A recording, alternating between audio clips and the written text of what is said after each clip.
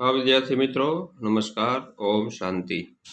હવે 15મા ચેપ્ટરની અંદર જૈવ વિવિધતામાં આપણે નીટના ટોપિકમાં આગળ વધીએ તો આજે ચર્ચા કરીએ આપણે પહેલા પૃથ્વી પરના જૈવ વિસ્તારો અથવા જૈવ પરિમંડળ। તો જૈવ વિસ્તારનો અભ્યાસ છે મિત્રો બે રીતે થઈ શકે, એક અક્ષાંશીય ઢોળાઈ અને એક ઊંચાઈના સંદર્ભમાં। એટલે કે અક્ષાંશના સંદર્ભમાં અને ઊંચાઈના સંદર્ભમાં બે રીતે જૈવ વિસ્તારોનો અભ્યાસ થઈ શકે। હવે અક્ષાંશના સંદર્ભે વિષુવવૃત્તના સંદર્ભ ગણાય છે। એટલે અક્ષાંશ ગણીએ તો આપણે અક્ષાંશ છે ક્યાંથી ગણીએ છીએ, એમાં સંદર્ભ સ્થાન કોને લેવામાં આવે છે તો કે વિષુવવૃત્તના સ્થાનને વિષુવવૃત્તને સંદર્ભ તરીકે ગણવામાં આવે છે। ત્યારથી ક્રમશઃ આપણે ઉત્તર તરફ ઉત્તર અક્ષાંશ ને દક્ષિણ તરફ દક્ષિણ અક્ષાંશ કેટલા છે બરાબર પૃથ્વી પર એની આપણે ગણતરી કરીએ છીએ। અને ઊંચાઈને આધારે ગણીએ તો ઊંચાઈ માટે હિમાલયની ઊંચાઈના સંદર્ભમાં ગણતરીમાં લેવામાં આવે છે બરાબર। ઊંચું સ્થાન ગણાય છે હિમાલય, એટલે હિમાલય છે એની ઊંચાઈને સ્થાને બીજા ભૌગોલિક સ્થળો છે, પર્વતો પહાડો તળેટીઓ, તો એની ઊંચાઈ કેટલી છે હિમાલયના સંદર્ભમાં ગણવામાં આવે છે। હવે આપણે જાણીએ છીએ કે અક્ષાંશને આધારે પૃથ્વી પર છે એ જુદા જુદા ભૌગોલિક વિસ્તારો છે બરાબર, કઈ રીતે આવરિત થયા છે। તો ઉષ્ણકટિબંધનો વિસ્તાર જે છે બરાબર એ 0 થી 20 અંશ વિષુવવૃત્તથી ગણતરીમાં લેવાય છે। તો એ 0 થી લઈ અને જે 20 અંશ અક્ષાંશ સુધી ગણવામાં આવે છે ઉષ્ણકટિબંધનો વિસ્તાર ગણવામાં આવે છે બરાબર। તો એ જે વિસ્તાર છે ઉષ્ણકટિબંધ એનું જે તાપમાન છે બરાબર 24 અંશથી વધારે પ્રમાણમાં છે, મતલબ એનું ટેમ્પરેચર છે ઉષ્ણકટિબંધનું એ 24 અંશથી વધારે છે। પછી પેટા ઉષ્ણકટિબંધ છે જે 20 થી 40 અક્ષાંશ સુધીનો ગણવામાં આવે છે, ત્યાં 14 અંશ સેલ્સિયસથી 24 અંશ સેલ્સિયસ તરફ હોય છે બરાબર। આ ભાગ છે 20 થી 40 વાળો છે એ ઉત્તર તરફ અને દક્ષિણ તરફ છે તો એ વિષુવવૃત્તથી દૂર હોય છે બરાબર। પછી સમશીતોષ્ણ કટિબંધ છે તે 40 અંશથી 60 અંશ અક્ષાંશ સુધીનો હોય છે બરાબર, જે ધ્રુવ તરફ હોય છે। જેનું તાપમાન છે 60 અંશ સેલ્સિયસથી 14 અંશ સેલ્સિયસ સુધીનું હોય છે બરાબર। એટલે ધ્રુવ તરફ જઈએ એમ આપણે જાણીએ છીએ કે મિત્રો ટેમ્પરેચર છે ખૂબ જ ઘટતું જાય છે બરાબર। અને ધ્રુવીય વિસ્તાર છે જેને આપણે એન્ટાર્કટિકા કહીએ છીએ બરાબર, 60 થી ઉપર 80 સુધી અક્ષાંશ કે જ્યાં 7 ડિગ્રીથી ઓછું તાપમાન હોય છે બરાબર। આપણે જાણીએ છીએ એકદમ ધ્રુવ પ્રદેશ ઉપર જોઈએ તો ત્યાં બરફાચ્છાદિત પ્રદેશ છે બરાબર, તો બરફ થઈ જાય તો એ સમયે તાપમાન સરેરાશ ગણીએ તો 0 કરતાં ઓછું થઈ જાય, શૂન્ય થઈ જાય। પણ આ તાપમાન છે એ આખા વિસ્તારનું છે એ સરેરાશ તાપમાન જેટલું હોય છે, એટલે 7 અંશ સેલ્સિયસથી ઓછું હોય છે, એમ 7 થી ઉપર કોઈ દિવસ ના જાય બરાબર। તો આ રીતે પૃથ્વી પરના જે જુદા જુદા જૈવ વિસ્તારો છે એને અક્ષાંશના સંદર્ભની અંદર બરાબર આ રીતે અક્ષાંશ ઢોળાંશ અનુસાર વહેંચવામાં આવ્યા છે અને એ અનુસાર દરેકનું તાપમાન છે એ અલગ અલગ હોય છે। હવે આપણે મિત્રો વાત કરીએ જૈવ વિવિધતાનું મહત્વ બરાબર। તો જૈવ વિવિધતાનું મહત્વ છે ખોરાક તરીકે પહેલો પોઈન્ટ છે, તો એ તો સર્વસામાન્ય બાબત છે બરાબર। આપણે ઘણું બધું એના વિશે ભણી પણ ગયા છીએ કે કોઈ પણ સજીવ હોય તો એનો ખોરાક છે વનસ્પતિમાંથી આપણને પ્રાપ્ત થાય છે, જંગલોમાંથી, ખેતરની વનસ્પતિ, બગીચાની વનસ્પતિ બરાબર। તો આવી વનસ્પતિ છે એ સમગ્ર જીવાવરણ પર વસતા સજીવો છે, વનસ્પતિ પ્રાણીઓ બરાબર। વનસ્પતિ તો સ્વાવલંબી છે પણ બધા જે પ્રાણીઓ છે માનવ સહિતના બધા પ્રાણીઓ બરાબર એ ખોરાક માટે વનસ્પતિઓ પર આધાર રાખે છે। જે વનસ્પતિ એ જૈવ વિવિધતા છે બરાબર, જંગલ હોય, ખેતર હોય, બગીચાઓ હોય બરાબર, જે તે વનસ્પતિઓ હોય એ ખોરાકનું ઉત્પાદન કરી અને સમગ્ર જીવસૃષ્ટિનો ખોરાક તરીકે એક આધારભૂત સ્તંભ છે। પછી બીજો પોઈન્ટ છે ફળદ્રુપ ઉપયોગી મૂલ્ય. ફળદ્રુપ ઉપયોગી મૂલ્ય એટલે જાણો છો જે વિવિધતા છે આપણને શું આપે છે, તો કે ઇમારતી લાકડું આપે છે, બરાબર છે. ખેતીવાડીની પેદાશો, તો ખેતીવાડીની પેદાશોમાં અનાજ, જે કઠોળ, શાકભાજી, ફળો, બધી આ પેદાશો છે, ફળદ્રુપ ઉપયોગી મૂલ્ય કહેવાય એનું. પછી જંગલ હોય તો જંગલમાં કિંમતી લાકડા હોય છે, બરાબર. વૃક્ષો એ ઇમારતી લાકડું આપે છે, જે રાચ રચીલું એટલે કે ફર્નિચર બનાવવા માટે, ઘર બનાવવા માટે, બરાબર છે, માનવ સમાજને ઉપયોગી છે. તો આ જૈવ વિવિધતાનું ફળદ્રુપ મૂલ્યની વાત. પછી ત્રીજો પોઈન્ટ છે કલાત્મક મૂલ્ય અને સાંસ્કૃતિક લાભ. એટલે કલાત્મક મૂલ્ય એટલે કલાત્મક રીતે જોવા જઈએ તો વનસ્પતિઓ કુદરતની શોભા વધારે છે. વનસ્પતિ પોતે એક સૌંદર્ય ધરાવે છે. કેટલાક રંગબેરંગી પુષ્પો, રંગબેરંગી લતાઓ, વેલાઓ, બરાબર છે, એ એટલી સુંદર હોય છે, એનું કલાત્મક મૂલ્ય અનેરું હોય છે કુદરતના સાનિધ્યમાં. અને સાંસ્કૃતિક લાભ.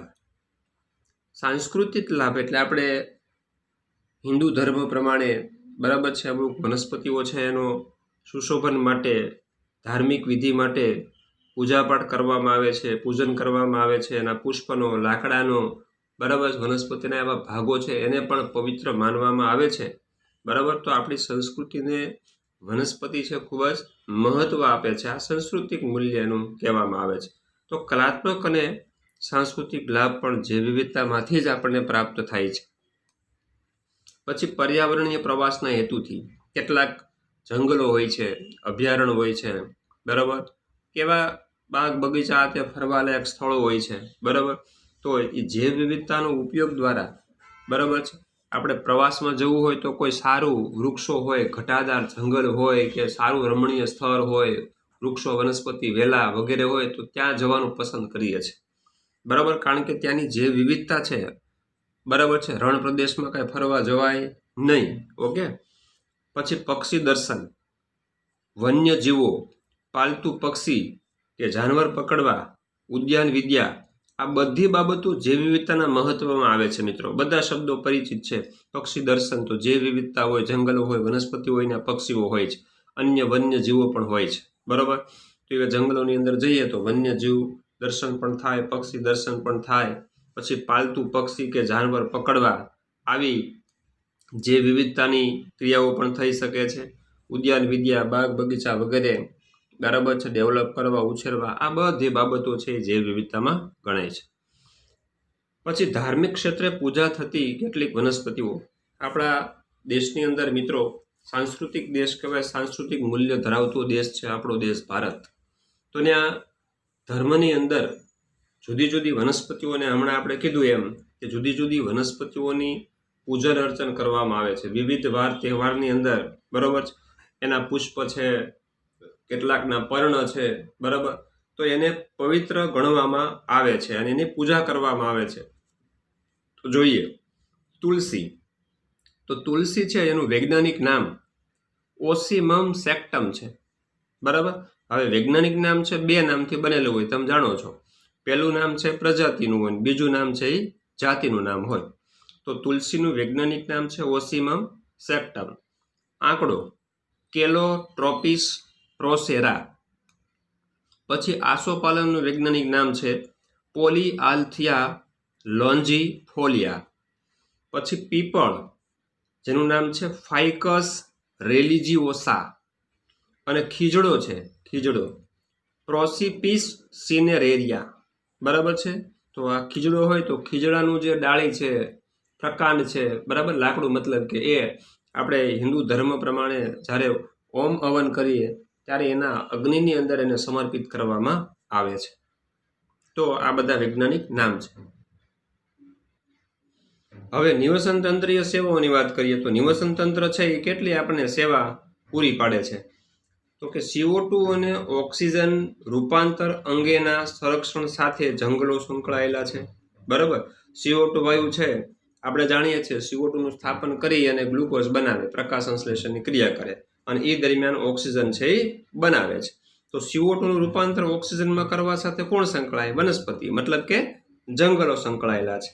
પછી ગ્રીન હાઉસ અસર, વૈશ્વિક તાપમાનની જાળવણી, દરિયાના પ્રવાહો, પવનો, આબોહવાની જાળવણી, આ બધા કાર્ય સાથે પણ મિત્રો જંગલો સંકળાયેલા છે. માનાકી વૃક્ષો, માનાકી અહીંયા નિવસન તંત્ર એટલે કે જે કુદરતી સંપત્તિ છે, જે વિવિધતા છે, બરાબર, એ નિવસન તંત્રને જાળવવા માટેની આ બધી સેવાઓ પણ કરે છે.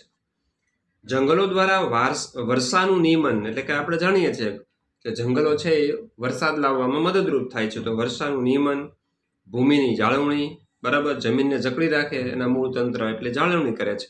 પછી પરાગનયનની ક્રિયાઓ, ભૂમિય જળનું શુદ્ધિકરણ, બરાબર, તો આ બધી સેવાઓ પણ નિવસન તંત્ર દ્વારા થાય છે. નિવસન તંત્રની સેવાનું મૂલ્ય એક વર્ષમાં મિત્રો 16 થી 54 ટ્રિલિયન US$ જેટલું છે, બરાબર છે. નિવસન તંત્રની સેવાનું મૂલ્ય આંકડાકીય માહિતી છે મિત્રો, MCQ માટે કામની છે, બરાબર. 16 થી 54 ટ્રિલિયન એટલે 10⁻12 કરો ત્યારે 1 ટ્રિલિયન થાય. આટલા US$ જેટલું નિવસન તંત્રની સેવાનું મૂલ્ય છે.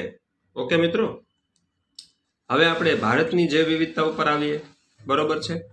તો ભારતની જૈવ વિવિધતા, તો ભારત છે વિશ્વના 12 મહાજૈવ વિવિધતા ધરાવતા દેશો પૈકીનો એક છે.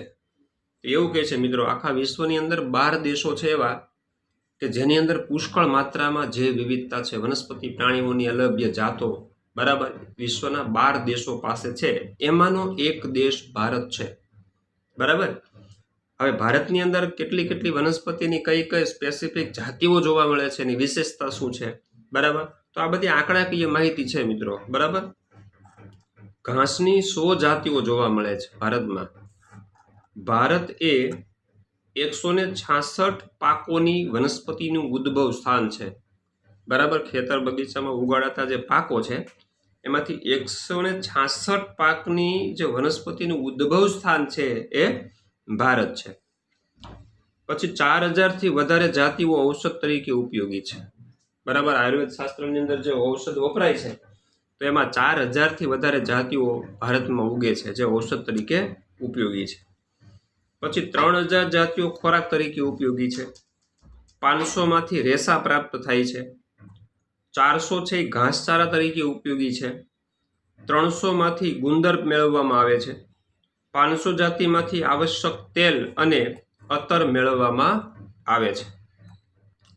પછી મેંગ્રોવ્સની 45 જાતિઓ છે. મેંગ્રોવ્સ આપણે જાણીએ છીએ મિત્રો કે દરિયાકાંઠાના વિસ્તાર હોય, બરાબર છે, કાદવ કીચડવાળા હોય, ક્ષારવાળી જમીન હોય, પુષ્કળ કાદવ કીચડવાળું પાણી ભર્યું હોય, એની અંદર જે વનસ્પતિ સમૂહ ઉગે છે એવા વનસ્પતિ સમૂહને મેંગ્રુવ્સ કહેવામાં આવે છે, બરાબર. રાઇઝોફોરા છે, એવિસિનિયા છે, આવી વનસ્પતિ છે એ ખાસ કરીને ત્યાં થતી હોય છે. તો એની 45 જાતિઓ ભારતમાં જોવા મળે છે દરિયાકાંઠે.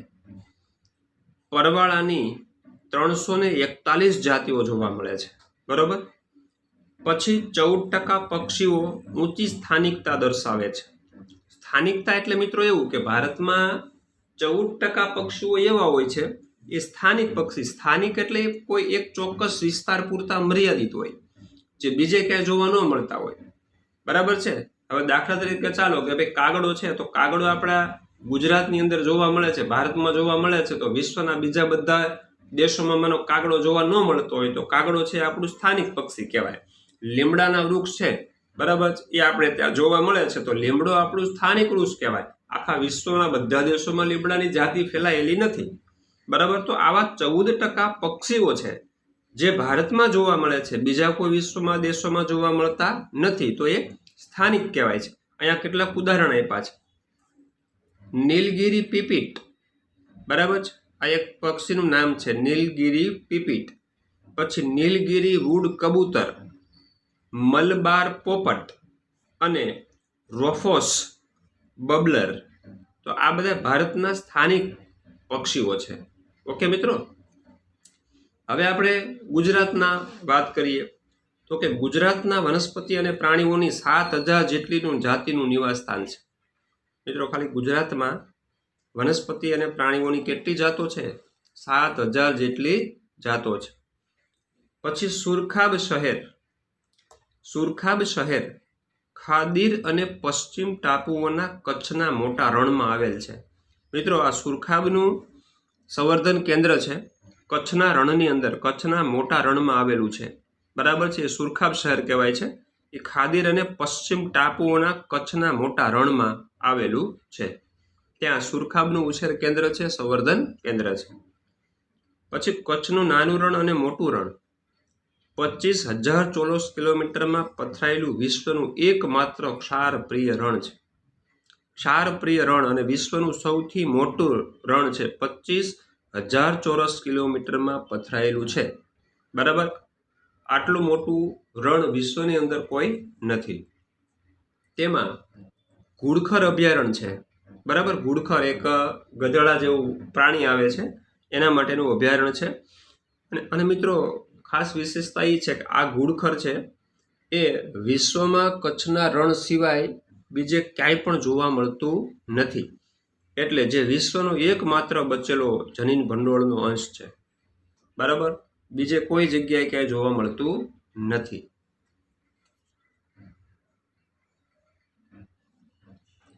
હવે મિત્રો આપણે વાત કરીએ રાષ્ટ્રીય ઉદ્યાનો, બરાબર છે, નેશનલ પાર્કની. તો નેશનલ પાર્ક છે તેમાં વન્યજીવો ચુસ્તપણે આરક્ષિત હોય છે, રક્ષાયેલા હોય છે. બરાબર. તેમાં વન વિદ્યા, ચરાઈ અને ખેતીવાડી જેવી પ્રવૃત્તિઓ થઈ શકતી નથી. જાણો છો મિત્રો કે ભાઈ રાષ્ટ્રીય ઉદ્યાન છે એ કાયદાથી સુરક્ષિત હોય છે, કાયદા કાનૂન લાગુ પડેલા હોય છે. એમાં જે વનસ્પતિ પ્રાણીઓની જાતિઓ હોય છે એનું સંપૂર્ણ સુરક્ષાનું ધ્યાન રાખવાનું હોય છે. બરાબર. એટલે એ વિસ્તારની અંદર કોઈ પણ ખેતીવાડીની ક્રિયા, ચરાઈ ક્રિયા એટલે કે ઢોરને ચરવાની ક્રિયા, બરાબર છે, વન વિદ્યા એટલે કે વનનો કોઈ ઉછેર છે, વનસ્પતિના કોઈ ભાગ છે મેળવવા, પુષ્પ મેળવવા, લાકડા કાપવા, બરાબર, આવી કોઈ પણ પ્રકારની ક્રિયાઓ રાષ્ટ્રીય ઉદ્યાનોમાં થઈ શકતી નથી. એટલે ચુસ્તપણે કેવા હોય છે? આરક્ષિત હોય છે, રક્ષાયેલા હોય છે. કોઈ પણ માનવ પ્રવૃત્તિ ત્યાં કરવા દેવામાં આવતી નથી. હવે મિત્રો આપણે જોવાના છે કેટલાક ઉદાહરણ. બરાબર છે કે ભાઈ આપણા ભારત દેશની અંદર કેટલા રાષ્ટ્રીય ઉદ્યાન આવેલા છે અને કયા કયા સ્થળે આવેલા છે અને કયા પ્રાણીઓ છે ત્યાં રક્ષાયેલી અવસ્થામાં જોવા મળે છે. તો મિત્રો એક પછી એક ઉદાહરણ જોતા જઈએ, યાદ જ રાખવાના છે. બરાબર છે. કાઝીરંગા રાષ્ટ્રીય ઉદ્યાન આસામની અંદર છે, એ ગેંડા માટે આરક્ષિત છે. સુંદરવન રાષ્ટ્રીય ઉદ્યાન જે વાઘ આરક્ષિત પ્રદેશ છે, પશ્ચિમ બંગાળમાં આવેલું છે. હજીરાબાગ રાષ્ટ્રીય ઉદ્યાન બિહારમાં છે અને એ પણ વાઘ માટે આરક્ષિત છે. કોર્બેટ રાષ્ટ્રીય ઉદ્યાન ઉત્તર પ્રદેશમાં છે, વાઘ અને દીપડા માટે આરક્ષિત છે. ગીર રાષ્ટ્રીય ઉદ્યાન જાણો છો મિત્રો આપણા ગુજરાતમાં જુનાગઢ પાસે આવેલું છે, જુનાગઢમાં છે. સિંહ અને દીપડા માટે આરક્ષિત છે. સિંહ છે જાણો છો મિત્રો, એશિયાઈ સિંહ છે એ ભારતમાં એશિયાઈ સિંહ ગુજરાત સિવાય, બરાબર છે, જુનાગઢના ગીરના જંગલો સિવાય ક્યાંય જોવા મળતા નથી. અને આમે તે સિંહ છે મિત્રો આખા વિશ્વની અંદર માત્ર 2 જ કન્ટ્રીની અંદર 2 જ સ્થાનોમાં 2 જ જંગલમાં જોવા મળે છે સિંહ. એક તો ભારતમાં ગુજરાતમાં જુનાગઢના, બરાબર છે, ગીર રાષ્ટ્રીય ઉદ્યાનમાં, અને બીજું એક સાઉથ આફ્રિકાના જંગલોમાં જોવા મળે છે. બાકી કોઈ જંગલોમાં સિંહ જોવા મળતા નથી. પછી કન્હા પટિયાનલ ઉદ્યાન મધ્યપ્રદેશમાં આવેલું છે, વાઘ માટે આરક્ષિત છે. ટંડોબા રાષ્ટ્રીય ઉદ્યાન મહારાષ્ટ્રમાં છે, જે દીપડા માટે આરક્ષિત છે. બંદીપુર રાષ્ટ્રીય ઉદ્યાન કર્ણાટકમાં આવેલું છે, વાઘ માટે આરક્ષિત છે. દરિયાઈ રાષ્ટ્રીય ઉદ્યાન મિત્રો, દરિયાઈ રાષ્ટ્રીય ઉદ્યાન એ જામનગર નજીક આવેલું છે. ગુજરાતમાં 4 રાષ્ટ્રીય ઉદ્યાનો આવેલા છે. ગુજરાતની અંદર કુલ રાષ્ટ્રીય ઉદ્યાનો કેટલા છે? 4 છે. તો આ રાષ્ટ્રીય ઉદ્યાનની વાત કરી. હવે આપણે અભયારણ્યની વાત કરીએ. બરાબર છે. અભયારણ્ય સેન્ચ્યુરીયસ તો પ્રાણીઓની જાળવણી માટે અનામત રાખવામાં આવે છે. તો રાષ્ટ્રીય અભયારણ્ય છે એ ખાસ કરીને કોની માટે? પ્રાણીઓની જાળવણી માટે અનામત રાખવામાં આવે છે. તો રાષ્ટ્રીય ઉદ્યાનની અંદર જેમ વનસ્પતિ અને પ્રાણીઓ છે એ આરક્ષિત રહેતું હતું, સુરક્ષિત રહે છે. પ્રાણીઓ સુરક્ષિત રહે તો એની સાથે વનસ્પતિ પણ સુરક્ષિત રહે છે. પણ રાષ્ટ્રીય ઉદ્યાનની અંદર કોઈ પણ પ્રકારની લાકડાની કાપણી કે જંગલી પેદાશોનો ઉપયોગ કે ખેતીવાડી વગેરેની બિલકુલ મનાઈ હોય છે. એવી કોઈ પ્રવૃત્તિ થઈ શકતી નથી. બરાબર. જ્યારે અહીંયા શું છે? લાકડાની કાપણી, જંગલની લઘુ જે પેદાશો કહેવાય, જંગલની લઘુ પેદાશો એટલે સુકાઈ ગયેલા લાકડા છે, પુષ્પ છે, ફળ છે, ગુંદર છે, લાખ છે, આવી બધી જે જંગલની પેદાશો હોય છે, બરાબર, એ અને ખાનગી માલિકી હકો વગેરે પ્રાણીઓને નુકસાન ન થાય તે સ્થિતિને આધીન આ ક્રિયા કરવા દેવામાં આવે છે.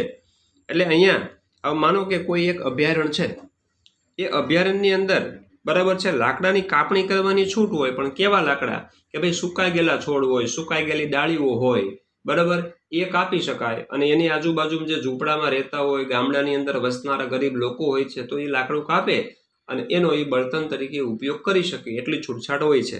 પણ ધ્યાન રાખવાનું કે ભાઈ વનસ્પતિને કોઈ નુકસાન થવું નહીં જોઈએ. બરાબર. પછી જંગલની લઘુ પેદાશોનો ઉપયોગ કરી શકાય. હમણાં વાત કરી છે, લાખ છે, ગુંદર છે, બરાબર, પુષ્પ હોય, ફળ હોય, બીજ હોય, તો એનો ઉપયોગ કરવાની છૂટછાટ હોય છે. અને ખાનગી માલિકી હકો, ખાનગી માલિકી હકો કોને કહેવાય? હવે માની લો કોઈ એક અભયારણ્ય છે, સરકારે જાહેર કર્યું, તો બની શકે એ અભયારણ્યની અંદર ચાલો કોઈ ખેડૂત છે એનું ખેતર આવી જતું હોય, બરાબર છે, કોઈ 2, 4, 5 ખેતરો આવી જતા હોય અભયારણ્યની અંદર, ઘણા બધા ખેતરો પણ આવતા હોય છે, જંગલ જેવો વિસ્તાર હોય છે, બરાબર, ઘણી બધી વનસ્પતિ પ્રાણીઓ રહેતા હોય, પણ એમાં કોઈ ખેડૂતના ખેતર આવી જતા હોય. હવે સરકારે એ અભયારણ્ય જાહેર કરી દીધું કે ચાલો અહીંથી આટલો વિસ્તાર છે એ અભયારણ્ય તરીકે જાહેર કરવામાં આવે છે. તો હવે એની અંદર જે ખેડૂતોની જમીન આવી ગઈ એનું શું? બરાબર. તો એના માટે સરકાર એવું કરે કે ભાઈ ખેડૂતો છે તો એની ખાનગી માલિકીનો હક છે, એ જમીન તો ખેડૂતના નામે જ હોય, એટલે એ અભયારણ્યમાં આવી જાય છતાંય એ જમીન ખેડૂતના નામે જ રહી છે. ખેડૂત એ જમીનનો ઉપયોગ કરી શકે છે, ખેતીવાડી કરી શકે છે, બરાબર, એને જવા આવવાનો રસ્તો છે વગેરે એ બધું જ અભયારણ્યની અંદર સરકાર પ્રોવાઈડ કરે છે. પરંતુ ધ્યાન એ રાખવાનું કે એમની ખેતીવાડીની પ્રવૃત્તિથી, બરાબર, એ અભયારણ્યમાં વસનારા બીજી પ્રાણીઓ છે, કોઈ વનસ્પતિઓ છે, એને કોઈ પણ પ્રકારનું ખેડૂત દ્વારા નુકસાન થવું જોઈએ નહીં. એ રીતે અભયારણ્યની અંદર જમીન છે ને છતાં ખાનગી માલિકીના હકો કોને આપવામાં આવે છે? ખેડૂતને. બરાબર છે. તો ખેડૂતે આ બાબતની બધી ધ્યાન રાખવાનું હોય છે કે ભાઈ કોઈ જેવી સંપત્તિને, વનસ્પતિ પ્રાણીઓને નુકસાન ન થાય એ રીતે એ અભયારણ્યની અંદર આવેલા પોતાના ખેતરમાં ખેતી કરી શકે. આને શું કહેવાય? ખાનગી માલિકી હકો વગેરે પ્રાણીઓને નુકસાન ન થાય એ સ્થિતિને આધીન આ ક્રિયાઓ કરવા દેવામાં આવે છે. ચાલો, ઓકે મિત્રો. હવે કેટલાક ઉદાહરણ જોઈ લઈએ.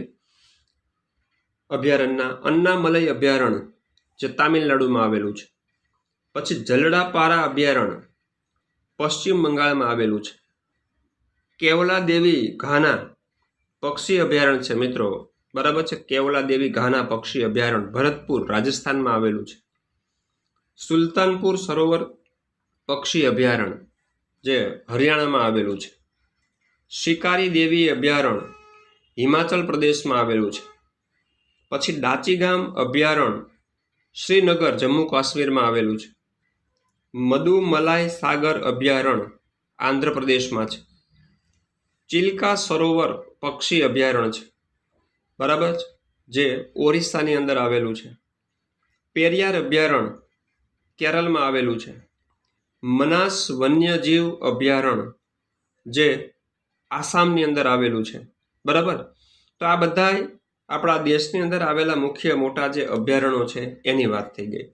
હા મિત્રો, ગુજરાતમાં આવા 21 અભયારણ્ય આવેલા છે, બરાબર. તો મિત્રો, આ રાષ્ટ્રીય ઉદ્યાન અને અભયારણ્યની વાત થઈ. તો નેક્સ્ટ લેક્ચરમાં હવે આગળ વધીશું. નમસ્કાર. ઓમ શાંતિ.